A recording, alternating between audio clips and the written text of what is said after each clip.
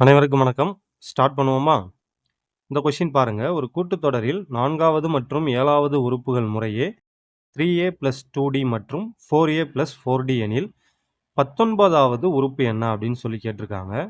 இந்த கொஸ்டின் பார்த்தீங்கன்னா கூட்டுத்தொடர் கான்செப்டை பேஸ் பண்ணி தான் நம்ம சால்வ் பண்ணணும். பட் இதை வந்து நம்ம நார்மலான ப்ரொசீஜர் படி சால்வ் பண்ணோன்னா கொஞ்சம் கன்ஃபியூஸ் ஆகும், நம்ம தப்பு பண்ணுறதுக்கு வாய்ப்பு இருக்குது.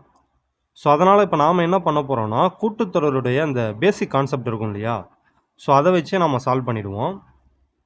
இப்போ கூட்டுத்தொடர்னா என்ன அப்படின்னு பார்த்தீங்கன்னா, ஒரு ஒரு தொடர், ஒரு நம்பர் சீரியஸ் வந்து கான்ஸ்டண்ட்டாக இன்க்ரீஸ் ஆகிக்கிட்டே போணுச்சுன்னா அதுதான் வந்து கூட்டுத்தொடர். இப்போ உதாரணத்துக்கு 2, 4, 6, 8, 10. ஸோ இந்த மாதிரி ஒரு நம்பர் சீரியஸ் இருக்குன்னு வச்சுப்போம். சரியா? இந்த மாதிரி ஒரு நம்பர் சீரியஸ் இருக்குன்னு வச்சுப்போம். ஸோ இது பார்த்தீங்கன்னா ஒரு கூட்டுத்தொடர். ஏன்னா இதில் பாருங்கள், ஒவ்வொரு நம்பருக்கு இடையிலையும் பார்த்தீங்கன்னா இந்த வித்தியாசம் வந்து சமமாக தான் இருக்கும். இப்போ 2 + 2 4, அதே மாதிரியே 4 + 2 6, 6 + 2 8, 8 + 2 10. ஸோ அப்போ கூட்டுத்தொடரை பொறுத்த வரைக்கும் இதே மாதிரி கான்ஸ்டண்ட்டாக தான் இன்க்ரீஸ் ஆகிக்கிட்டு போகும், இல்லைனா கான்ஸ்டண்ட்டாக குறைஞ்சிக்கிட்டே வரும். ஸோ இதுவே வந்து இப்போ 10, 8, 6, 4, 2ன்னு இருக்குன்னு வச்சுங்க, இதுவுமே கூட்டுத்தொடர் தான். சரியா? ஸோ அப்போ கூட்டுத்தொடருடைய பேசிக் கான்செப்ட் என்னன்னு பார்த்தீங்கன்னா இதுதான். இப்போ இந்த பேசிக் கான்செப்டை யூஸ் பண்ணி தான் நம்ம இந்த கொஷினை வந்து சால்வ் பண்ண போகிறோம். ரைட்டா? இப்போ அவங்க கொஷினில் என்ன கொடுத்துருக்காங்க அப்படின்னு பார்த்தீங்கன்னா 2 உறுப்பு கொடுத்துருக்காங்க. ஃபஸ்ட்டு வந்து 4வது உறுப்பு கொடுத்துருக்காங்க. 4வது உறுப்பு என்ன கொடுத்துருக்காங்கன்னா 3a + 2dன்னு கொடுத்துருக்காங்க. இப்போ அடுத்து பார்த்தீங்கன்னா 7வது உறுப்பு கொடுத்துருக்காங்க. 7வது உறுப்பு என்ன கொடுத்துருக்காங்கன்னா 4a + 4dன்னு கொடுத்துருக்காங்க. சரியா? இப்போ இது ரெண்டுத்துக்கு எவ்வளோ வித்தியாசம்னு பாருங்கள். 4லேருந்து 3 கூட்டினா 7. ஓகேவா? இப்போ 4வது உறுப்பு 3a + 2d, அதுக்கப்புறம் ஒரு 3 உறுப்பு கழித்து அடுத்து 7வது உறுப்பு வந்து 4a + 4dன்னு இருக்குது. இப்போ அடுத்து நாம் இன்னொரு 3 கூட்டி போயிங்க.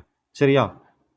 இப்போ 10வது உறுப்பு வரும். இப்போ 10வது உறுப்பு என்னவா இருக்கும்? இங்கே பாருங்கள், 3a 4aன்னு வந்திருக்கு. அப்போ அடுத்தது என்ன வரும்? 5aன்னு வரும். அதேமாதிரி இங்கே பாருங்கள் 2d 4dன்னு வருது. ஸோ அப்போ அடுத்தது வந்து 6dன்னு வரும். ஏன்னா 2 + 2 4, அதே மாதிரி 4 + 2 6.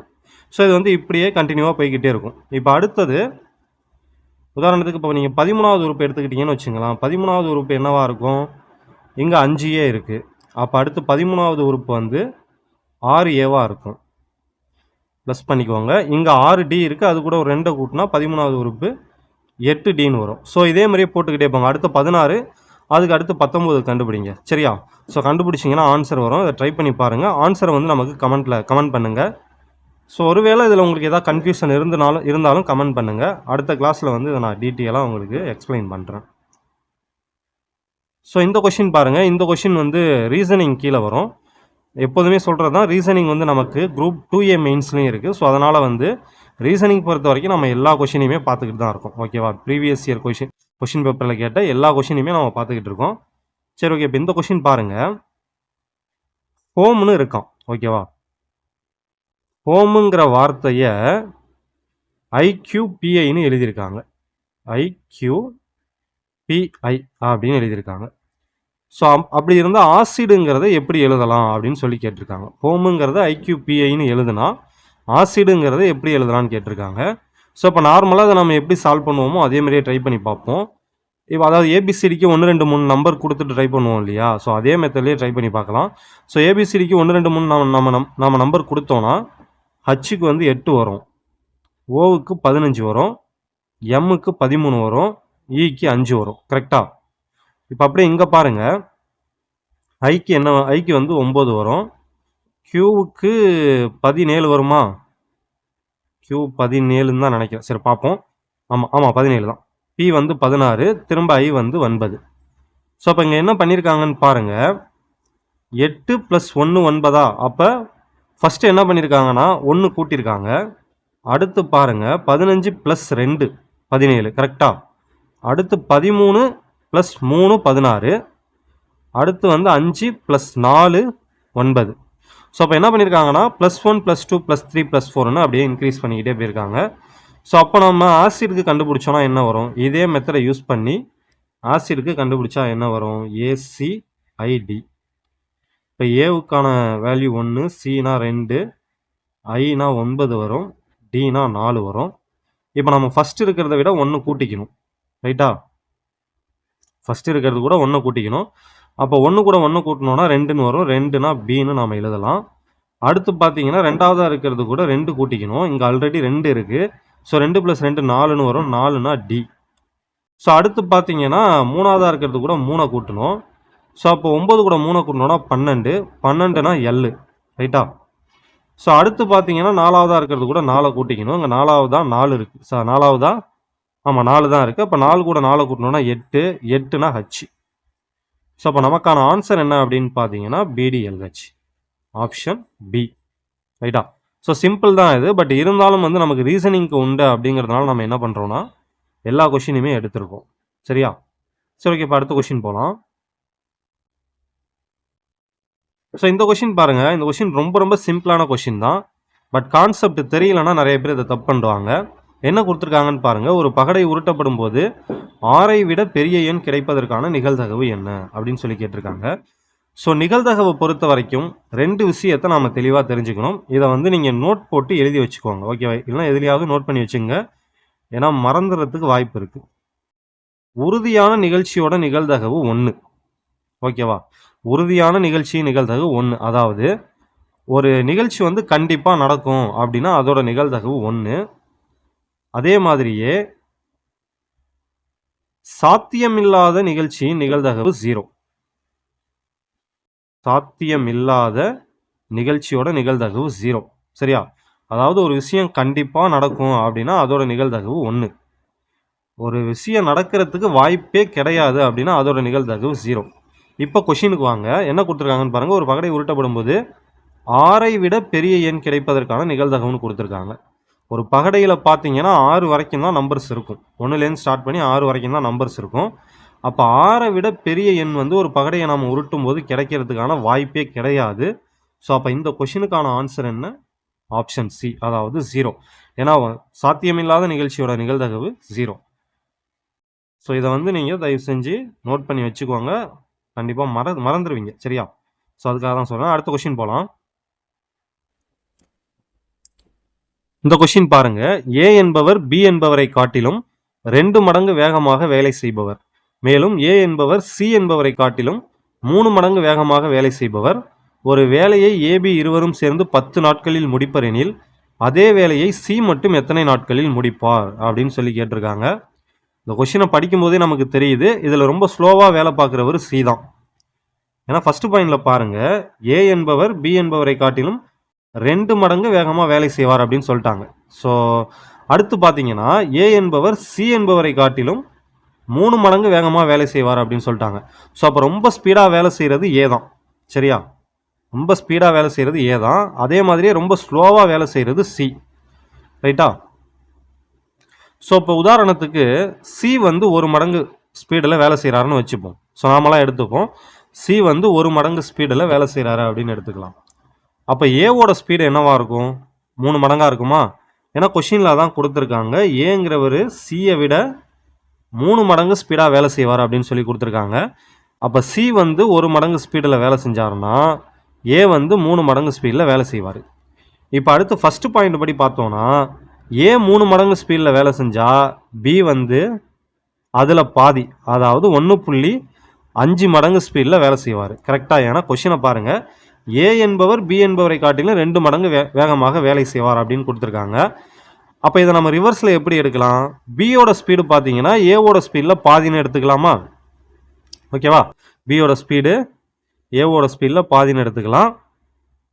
அதே மாதிரியே ஏவோட ஸ்பீடு பியோட ஸ்பீடு மாதிரி 2 மடங்குன்னு எடுத்துக்கலாம். 1.5 × 2 போட்டிங்கன்னா 3 வந்துடும். சரியா? ஸோ இது தாங்க ரொம்ப முக்கியம். இதை நீங்கள் கரெக்டாக பண்ணிட்டீங்கன்னா கொஸ்டினை வந்து ரொம்ப ஈஸியாக சால்வ் பண்ணிடலாம். சரியா? சரி, இப்போ அடுத்து பாருங்கள். அவங்க என்ன கேட்டிருக்காங்கன்னா ஒரு வேலையை ஏபி 2 பேரும் சேர்ந்து 10 நாளில் முடிப்பாங்க. ஏவும் பியும் சேர்ந்து செஞ்சால் ஒரு வேலையை 10 நாளில் முடிப்பாங்களாம். சி மட்டும் தனியாக செஞ்சால் எத்தனை நாளில் முடிப்பார் அப்படின்னு சொல்லி கேட்டிருக்காங்க. அவ்வளோதான் மேட்ரு. சரியா? நல்லா பார்த்துக்குங்க. டைம் அண்ட் ஒர்க்கை பொறுத்த வரைக்கும் நீங்கள் என்ன பார்க்கணும் அப்படின்னு பார்த்தீங்கன்னா, வேலை சேஞ்ச் ஆகுதா அப்படின்னு பார்க்கணும். அதாவது 2 பேரும் ஒரே வேலையை செய்கிறாங்களா, இல்லை வந்து வேலை சேஞ்ச் ஆகுதான்னு பார்க்கணும். இந்த கொஷினில் பார்த்தீங்கன்னா, வேலை வந்து சேஞ்ச் ஆகலை. ஒரு வேலையை ஏபி 2 பேரும் சேர்ந்து செஞ்சால் 10 நாளில் முடிப்பாங்கன்னு கொடுத்துருக்காங்க. திரும்ப பார்த்தீங்கன்னா அதே வேலையையும் தான் கொடுத்துருக்காங்க. சரியா, அதே வேலையை தான் சி செய்கிறாரு. சி செஞ்சால் எத்தனை நாளில் செய்வார் அப்படின்னு சொல்லி கேட்குறாங்க. ஸோ ரொம்ப ரொம்ப சிம்பிளான கொஷின் தாங்க, இது ஒன்றுமே கிடையாது. இப்போ பாருங்க, ஏவும் பியும் 10 நாளில் ஒரு வேலையை முடிக்கிறாங்க. சரியா, அதே வேலையை சி முடித்தா எத்தனை நாளில் முடிப்பார் அப்படின்னு கேட்குறாங்க. இவ்வளோதான். சரியா, இப்போ நம்ம ஏற்கனவே பார்த்தோம், ஏவோட ஸ்பீடு என்னன்னு பார்த்தோம் 3, பியோட ஸ்பீடு 1.5, ரைட்டா, இன்ட்டு 10. சியோட ஸ்பீடு 1 தான். சரியா, இன்ட்டு இதை தான் நம்ம கண்டுபிடிக்கணும். அதாவது அவர் எத்தனை நாள் எடுத்துப்பார் அப்படின்னு கண்டுபிடிக்கணும். ஸோ இது ஏன் இப்படி எழுதியிருக்கோன்னு உங்களுக்கு புரியுது இல்லைங்களா? அதாவது வேலை 1 தான். ஸோ அதனால் இப்படி நாம் எழுதியிருக்கோம். இதுதான் ரொம்ப ரொம்ப முக்கியம். இது உங்களுக்கு புரிஞ்சுட்டா நீங்கள் டைம் அண்ட் ஒர்க்லேருந்து கேட்குற எந்த கொஷினாக இருந்தாலும் ஈஸியாக சால்வ் பண்ணிடலாம். சரியா, ஸோ இப்போ இதை சால்வ் பண்ணி பாருங்கள். 3 + 1.5னா 4.5 வரும். 4.5 × 10னா 45 வரும். ஸோ இந்த கொஷினுக்கான ஆன்சர் 45. ஸோ இதுதான் வந்து ஆன்சர். ஸோ இதில் உங்களுக்கு ஏதாவது டவுட் இருந்ததுன்னா கமெண்ட் பண்ணுங்கள். இன்னும் வேணாலும் ஒரு டைம் நான் எக்ஸ்பிளைன் பண்ண தயாராக இருக்கேன். ஸோ அதே மாதிரி புரியலனா திரும்ப ஒரு டைம் வேணால் கேட்டு பாருங்கள். ஓகேவா, இதே கொஷினை திரும்பி ஒரு டைம் கேட்டு பாருங்கள், டெஃபினட்டாக புரியும். ஸோ அடுத்த கொஷின் போயிடலாம். ஆண்டொன்றிற்கு 20% தனி வட்டி வீதத்தில் எத்தனை ஆண்டுகளில் தொகை 2 மடங்கு ஆகும் அப்படின்னு சொல்லி கேட்டிருக்காங்க. சிம்பிள் இன்ட்ரெஸ்ட்டை பேஸ் பண்ணி தான் அந்த கொஷின் கேட்டிருக்காங்க. அதாவது ரேட் ஆஃப் இன்ட்ரெஸ்ட் கொடுத்துட்டாங்க. ஆர் வந்து 20%ன்னு கொடுத்துருக்காங்க. ஆர் வந்து 20%ன்னு கொடுத்துருக்காங்க. அடுத்து என்ன கேட்குறாங்கன்னா, 20% வந்து ரேட் ஆஃப் இன்ட்ரெஸ்ட் கொடுத்தா எத்தனை வருஷத்தில், வருஷம் தான் நம்ம கண்டுபிடிக்கணும், எத்தனை வருஷத்தில் ஒரு தொகை வந்து 2 மடங்காக மாறும் அப்படின்னு சொல்லி கேட்குறாங்க. அதாவது நீங்கள் பிங்கிற அமௌண்ட்டை போயிட்டு நீங்கள் ஒரு பேங்கில் போட்டிங்கன்னா அது எத்தனை வருஷத்தில் 2 மடங்காக மாறும், அதாவது 2P மாறும் அப்படின்னு கண்டுபிடிக்க சொல்லியிருக்காங்க. சரியா, இப்போ நான் என்ன பண்ணுறேன், இப்போ நான் இருக்கேன்னு வச்சுங்க. நான் போயிட்டு பேங்க்கில் வந்து ஒரு அமௌண்ட்டை டெபாசிட் பண்ணுறேன். 100 ரூபா போடுறேன்னு வச்சுப்போம். பேங்க்கில் போயிட்டு நான் என்ன பண்ண போகிறேன், 100 ரூபா டெபாசிட் பண்ண போகிறேன். ஸோ அப்போ பியோட வேல்யூ 100. இப்போ பேங்க் எனக்கு எவ்வளோ இன்ட்ரெஸ்ட் கொடுக்குது, 20% கொடுக்குது. ரைட்டா, கொஷினில் கொடுத்துருக்கிறதான் எடுத்திருக்கேன். 20% பேங்க் வந்து எனக்கு இன்ட்ரெஸ்ட் கொடுக்குது. ஒரு குறிப்பிட்ட வருஷத்துக்கு அப்புறம் இந்த பி என்ன ஆகுதுன்னா 200 ரூபாயாக மாறுது. இதுவும் வந்து கொஷினில் கொடுத்துருக்கிறது தான், நானாக எடுக்கலை. ஏன்னா அவங்க என்ன சொல்லியிருக்காங்க, தொகை வந்து 2 மடங்காக மாறுது அப்படின்னு சொல்லியிருக்காங்க. ஸோ அப்போ பி வந்து 200, அதாவது நான் 100 ரூபா போட்டது 200 ரூபாயாக மாறிடுது. அப்போது எனக்கு வட்டி மட்டும் எவ்வளோ கிடச்சிருக்கு, அதாவது இன்ட்ரெஸ்ட் மட்டும் எவ்வளோ கிடச்சிருக்கு, 100 ரூபா கிடச்சிருக்கா. பிகினிங்கில் 100 ரூபா போட்டேன், அது கூட ஒரு 100 ரூபா சேர்ந்து தான் 200 ரூபாயாக மாறிருக்கு. ஸோ அப்போ இன்ட்ரெஸ்ட் மட்டும் 100 ரூபா. இப்போ நாம் என்ன பண்ணலான்னா, இந்த PNR/100ன்னு ஃபார்முலா இருக்கும் இல்லையா, சிம்பிள் இன்ட்ரெஸ்ட்டுக்கான ஃபார்முலா I = PNR/100 அப்படின்னு ஒரு ஃபார்முலா இருக்கும் இல்லையா. இந்த ஃபார்முலாவில் நம்மக்கிட்ட இருக்கிற வேல்யூஸ் எல்லாம் எடுத்துகிட்டு போய் சப்ஸ்டியூட் பண்ணிங்கன்னா ஆட்டோமேட்டிக்காக ஆன்சர் வந்துடும். நாம் கண்டுபிடிக்க வேண்டியது n தான். ஸோ அதை மட்டும் விட்டுட்டு மற்றபடி I கண்டுபிடிச்சிட்டோம் 100, P வந்து நாமளாக எடுத்துருக்கோம் 100, R வந்து 20% கொஷினில் கொடுத்துருக்காங்க. ஸோ அவ்வளோதான். இதெல்லாம் நீங்கள் சப்ஸ்டியூட் பண்ணி சால்வ் பண்ணிங்கன்னா ஆன்சர் வந்துடும். ஸோ ஆன்சரை வந்து கமெண்ட் பண்ணுங்கள். சரியா, சப்போஸ் இது உங்களுக்கு புரியலைன்னா கமெண்ட் பண்ணுங்கள். அடுத்த வீடியோவில் வந்து நான் அதை டீட்டெயிலாக எக்ஸ்பிளைன் பண்ணுறேன். சரி, ஓகேவா.